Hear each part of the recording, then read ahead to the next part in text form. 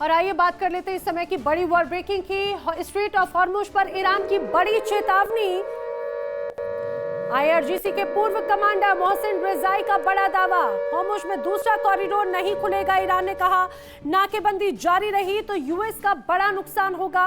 बड़ी नाकेबंदी की बात कही जा रही है इस समय की बड़ी वर्ल्ड ब्रेकिंग। जिस रूप में कॉरिडोर अगर नहीं खुला स्ट्रेट ऑफ हॉर्मुज में तो नाकेबंदी जारी रहेगी और यूएस को ही बड़ा नुकसान रहने वाला है। एक और बड़ी वर्ल्ड ब्रेकिंग, ईरान के प्रॉक्सी का सऊदी पर बड़ा अटैक है। ईरान के प्रॉक्सी ने बड़ा अटैक किया हुती विद्रोहियों का। यमन सऊदी पर बड़ा हमला है। यमन में हुती हमले में 58 सैनिकों की मौत की खबर है। सऊदी अरब के नजरान में हुती हमले की खबर है। 11 नागरिक घायल हुए हैं और कई इलाकों में आग लगने की भी खबर सामने आ रही है। यमन में सैन्य ठिकानों को हुती ने सीधे निशाना लिया। मिसाइल और ड्रोन से हुती का ये डबल अटैक है। सऊदी बॉर्डर पर इसकी वजह से तनाव बढ़ चुका है और यमन सऊदी में हुती हमले से हड़कंप मच चुका है। एक और बड़ी वर्ल्ड ब्रेकिंग, ईरान के प्रॉक्सी संगठनों के हमलों का डर साफ तौर से नजर आता है। इराक की राजधानी में सुरक्षा बढ़ा दी गई। काउंटर टेररिज्म सर्विसेज की टीमें ग्रीन जोन में तैनात की गई हैं। एयरपोर्ट के पास में सेना की बख्तरबंद गाड़ियां और टैंक भी तैनात हैं। बड़ी जो तस्वीर नजर आती है वो इस इलाके से नजर आती है। बढ़ते हैं अगली बड़ी खबर की ओर। ईरान का थिएटर डिप्लोमेसी पर बड़ा अटैक है। ईरान ने बड़ा हमला बोला। ईरान के नेता मोहम्मद गालिबाफ ने बयान दिया, धमकी और बातचीत का खेल बंद करो, वादे निभाओ, दिखावा बंद करो। गालिबाफ ने कहा ईरान ने पश्चिमी रणनीति पर बड़े सवाल खड़े किए हैं। चलिए बढ़ते हैं आगे। जिस रूप में तनाव है उसको लेकर सऊदी में तबाही है, हुतियों के निशाने पर आखिर क्यों है, आपको बताते हैं। दरअसल यमन युद्ध की शुरुआत 2015 से हुई, तभी से ही टकराव देखने को मिला। हुती विद्रोहियों के खिलाफ सऊदी अरब ने एक तरह से सैन्य अभियान शुरू किया। सऊदी ने यमन की मान्यता प्राप्त सरकार का समर्थन किया और तभी से हुती सऊदी संघर्ष लगातार जारी है। आखिर सऊदी क्यों हुतियों का टारगेट बना हुआ है? हुती रणनीति का सबसे बड़ा निशाना है। सऊदी यमन सीमा से सटा हुआ देश है, यमन सरकार का सबसे बड़ा समर्थक है और इसीलिए हुती बार बार सऊदी ठिकानों को निशाना बनाते हैं। लेकिन हुतियों के निशाने पर क्या क्या है, मिसाइल और ड्रोन हमलों की रणनीति क्या है वो भी जरा समझिए। एयरपोर्ट, तेल ठिकाने, सैन्य अड्डे, बॉर्डर इलाके, ये सभी एक तरह से अब निशाने पर हैं जिन्हें बर्बाद करना चाहते हैं हुती विद्रोही। ईरान अमेरिका की जंग अब सिर्फ मिसाइल और बमों तक सीमित नहीं रही, अब इसके बाद पूरा का पूरा खाड़ी है। ट्रंप के अड़ियल रवैये और अमेरिकी हमलों से बौखलाया ईरान अब ऐसा दांव चल सकता है जो सऊदी अरब, कतर और यूएई के लिए भारी पड़ सकता है। यानी अमेरिका पर सीधा वार नहीं बल्कि उसके खाड़ी सहयोगियों को निशाना बनाने की रणनीति। अगर ईरान ने समंदर के रास्ते, तेल ठिकाने या अहम रणनीतिक इंफ्रास्ट्रक्चर को निशाना बनाया तो इसका असर सिर्फ इन देशों तक सीमित नहीं रहेगा, पूरी दुनिया की अर्थव्यवस्था हिल सकती है।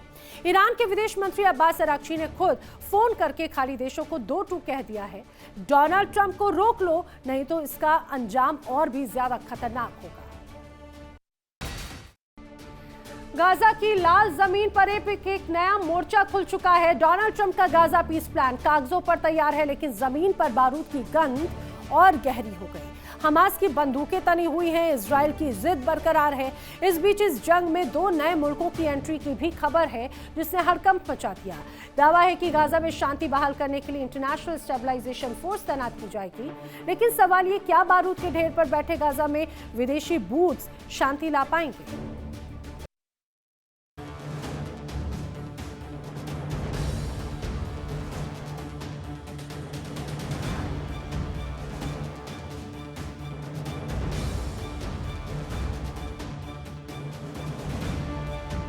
सऊदी पर हुतियों का कहर, रिहायशी इलाकों पर बारूदी वार, सऊदी में हाहाकार। यमन की आग अब सऊदी अरब की सरहदों को भी झुलसा रही है। ईरान समर्थित हुती विद्रोहियों ने दक्षिणी सऊदी शहर नजरान के रिहायशी इलाकों पर देर रात अंधाधुंध प्रोजेक्टाइल दाग दिए। बारूद के धमाकों से पूरा इलाका दहल उठा, लोग घरों से बाहर भागे और कई परिवार दहशत में रात बिताने को मजबूर हो गए। हमले में 11 लोग घायल हुए। सबसे दर्दनाक तस्वीर उस 4 साल की मासूम की है जो सेकंड डिग्री बर्न का शिकार हुआ। एक महिला भी गंभीर रूप से झुलस गई। सऊदी नेतृत्व वाले गठबंधन ने हूतियों पर जानबूझकर आम नागरिकों को निशाना बनाने का आरोप लगाया है।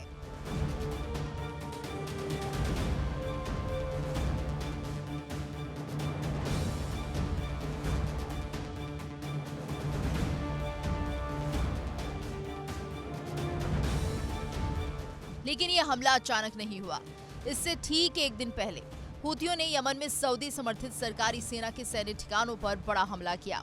मारिब और हद्रामौत में हुए हमलों में दर्जनों सैनिक मारे गए। हूती नेताओं ने दावा किया कि उन्होंने सैकड़ों दुश्मन सैनिकों को निशाना बनाया, यानी अब लड़ाई सीमा पार पहुंच चुकी है।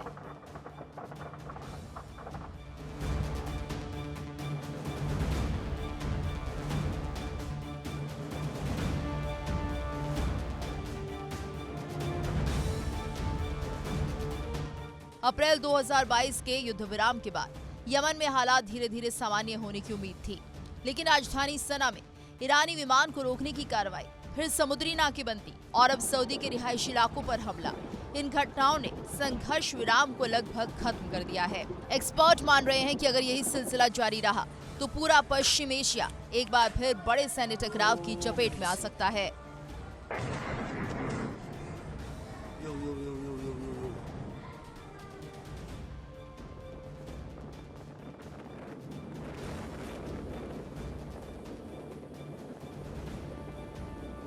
यमन का गृह युद्ध एक दशक से ज्यादा समय से जारी है।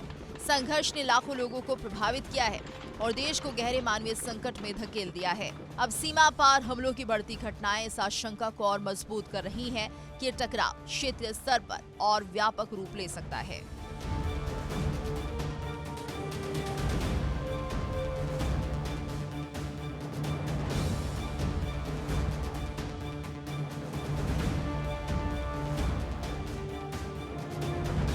यमन की जंग अब सिर्फ यमन की नहीं रही। हूथी मिसाइल ने सऊदी शहरों तक पहुंच चुकी हैं। रिहायशी इलाकों पर हमले, मासूमों के घायल होने की खबरें और लगातार बढ़ता सैन्य तनाव ये संकेत है कि मिडिल ईस्ट में हालात फिर बेहद संवेदनशील होते जा रहे हैं।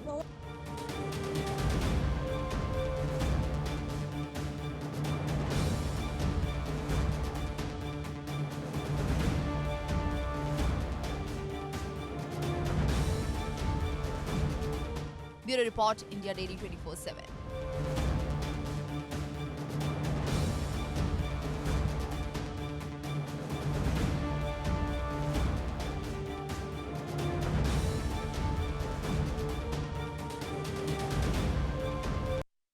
देखिए इंडिया डेली 24/7 अब आपके स्मार्ट टीवी पर।